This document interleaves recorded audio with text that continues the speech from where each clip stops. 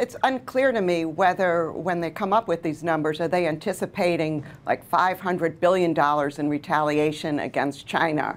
I think so far the retaliation and counter-retaliation has been pretty modest in terms of numbers, but it could get a lot larger, and particularly the counter-retaliation can really hit pockets of the United States as our trading partners really focus on industries and workers that will hurt and therefore be very vocal and either want support or ask for these policies to be withdrawn. One of the other reasons we wanted to have you on today was that Mike Pompeo, Secretary of State, laid out a huge new vision, or what he called a new era of economic expansionism for the United States in Asia with his Indo-Pacific focus yesterday. What did you make of the announcement? Is it, do you see it as an offset or some way that to combat the One Belt, One Road policy from China? Well, I think it's a welcome development. I've traveled extensively around Asia the past year and a half, and a lot of my Asian friends keep asking me, where is the United States on the economic front?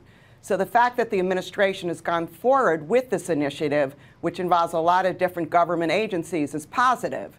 That said, when I look at the funding for this initiative, using Peter Navarro's words, it almost looked like the U.S. $113 million is really a rounding error compared to what China is spending in the regions, tens and hundreds of billions of dollars. Second, absent from this initiative is a coherent and effective trade policy. The trade component has always been a key part of any economic strategy in the Asia-Pacific region.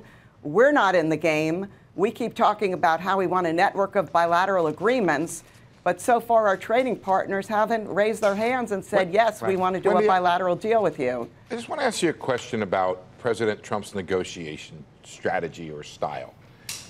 This is the thing that he touts the most.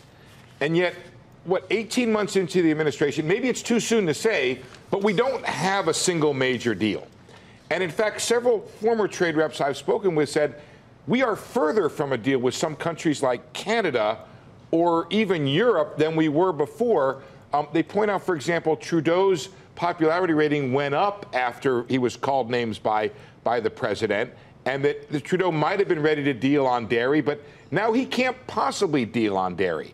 I wonder about your sense of the prospects of this tactic, and I will say that in context of our survey showing that people think we can win this trade war if we fight it.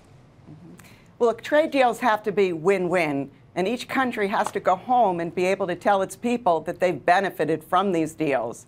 And it seems the hardline tactics this administration is taking and the public statements they're making and putting our trading partners in boxes has really complicated the ability to come to agreement.